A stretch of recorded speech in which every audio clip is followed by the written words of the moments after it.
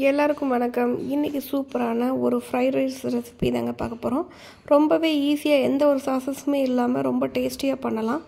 இதுக்கு கடாயில் கொஞ்சமாக ஆயில் ஊற்றிக்கிறேன். அதில் குட்டி குட்டியாக கட் பண்ண பூண்டு ஒரு 3-4 பூண்டு சின்னதாக கட் பண்ணியிருக்கிறேன், அதை ஆட் பண்ணிக்கிறேன்.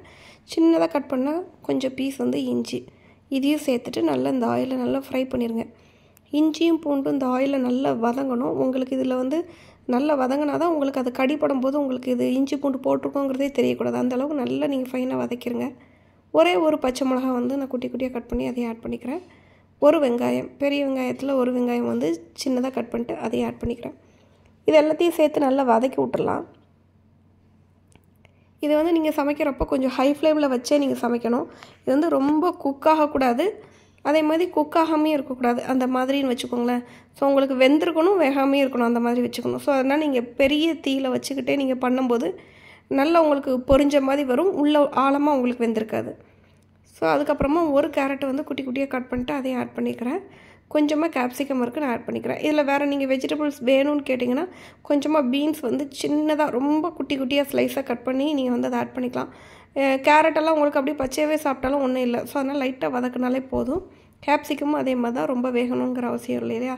ஸோ அதனால் நான் இன்றைக்கி இந்த 2 வெஜிடபிள்ஸ் மட்டும் எடுத்துக்கிறேன். ஒருவேளை உங்களுக்கு பட்டாணி போடணும்னு நீங்கள் நினச்சிங்கன்னா பட்டாணியை தனியாக குக் பண்ணிட்டு இதில் ஆட் பண்ணிக்கோங்க. இப்போ இதெல்லாம் நல்லா வதக்கியாச்சு. இன்றைக்கி நான் ஷெஷ்வான் சாஸ் சேர்த்து செய்ய போகிறேன். ஷெஷ்வான் சாஸ் சேர்த்துருக்கிறதுனால நான் வேறு எந்த சாஸஸும் ஆட் பண்ணுறதில்ல.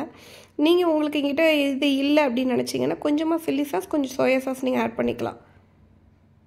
இது போட்டால் உங்களுக்கு அந்த ஷெஷ்வானோட ஃப்ளேவரோடு உங்களுக்கு ரொம்பவே நல்லாயிருக்கும். கடைகளில் இந்த மாதிரி ஷெஷ்வான் சாஸ்ன்னு உங்களுக்கு கிடைக்குது.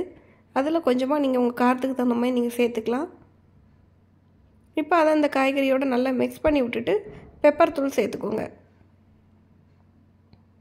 பெப்பர் தூள் சேர்த்துட்டு அதையும் நல்லா மிக்ஸ் பண்ணி விட்ருங்க. தேவையான உப்பு நான் இப்போ இந்த மசாலாவுக்கும் கொஞ்சம் சாதத்துக்கும் சேர்த்த மாதிரியே நான் போட்டுக்கிறேன். சாதம் நீங்கள் நல்லா வடித்து வேக வச்சோ இல்லைன்னா குக்கரில் உதிரியாவோ வேக வச்சுட்டு நல்லா ஆற வச்சுருங்க. இல்லைன்னா ஆறிடுச்சுனாலே உங்களுக்கு கட்டியாகிடும். ஸோ அதனால் ஆற வச்சு தனியாக உதுத்து தனியாக எடுத்து வச்சுக்கோங்க. இப்போ நம்ம அந்த மசாலா ரெடி பண்ணிவிட்டோம் இல்லையா, உப்பு சேர்த்துட்டு அதை நல்லா மிக்ஸ் பண்ணி விட்டாச்சு. அதில் நான் அந்த மாதிரி பிளேட்டில் சாப்பாடை ஆற வச்சுருந்தேன். அதை இந்த சாப்பாடை இதில் சேர்த்துக்கிறேன். சேர்த்துட்டு இதை நல்ல மசாலாவோடு நல்லா ஈவனாக மிக்ஸ் பண்ணி விட்ருங்க. இது நல்லா ஈவனாக மிக்ஸ் ஆகிடுச்சு அப்படின்னா உங்களுக்கு ஃப்ரைட் ரைஸ் ரெடி ஆகிடுச்சிங்க. ரொம்ப சூப்பராக டேஸ்டியாக உதிரியாக அவ்வளோ நல்லாயிருக்கும். பார்த்தாலே உங்களுக்கு தெரியும் எப்படி இருக்குன்னு பாருங்கள்.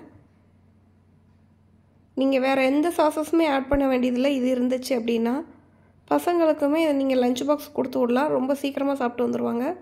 ஸோ சூப்பரான இந்த ஈஸியான குயிக் ஃப்ரைட் ரைஸ் ரெசிபியை நீங்களும் உங்கள் வீட்டில் ட்ரை பண்ணி பாருங்கள். ட்ரை பண்ணி பார்த்துட்டு எப்படி இருந்துச்சுங்கிறத மறக்காமல் கமெண்ட் செக்ஷனில் சொல்லுங்கள். பிடிச்சிருந்தால் நம்ம சேனலை அப்படியே சப்ஸ்கிரைப் பண்ணிவிட்டு ஃபாலோ பண்ணிக்கோங்க. தேங்க்ஸ் ஃபார் வாட்சிங்.